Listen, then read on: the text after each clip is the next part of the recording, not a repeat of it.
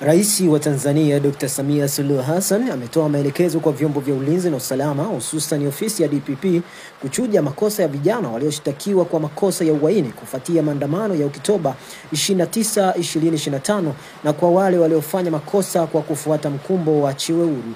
Akihutubia bunge leo Novemba 14, 2025, Dr. Samia amesema natambua kuna vijana wengi wamekamatwa kwa kushtakiwa kwa makosa ya uhaini, hawakujua wanachokifanya na wengine wamefuata mkumbo.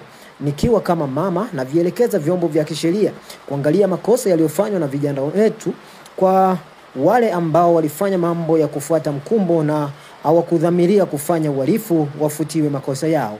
Ukiangalia klipu zile za maandamano unaona kabisa kuna vijana waliingia kwa kufuata mkumbo, wanaimba kwa ushabiki. Naelekeza ofisi ya DPP kuchuja viwango vya makosa na kwa waliofuata mkumbo waachie waende kwa wazazi wao. Hiyo ni update ambayo sasa hivi inasambaa kwenye mitandao ya kijamii. Ni masaa matatu hivi tangia mheshimiwa alivyotoa maelezo hayo. Mimi naitwa Msafi Pro, nifuatilie kwenye mitandao yangu yote ya kijamii: Facebook, TikTok, YouTube pamoja na Instagram, natumia jina hilo.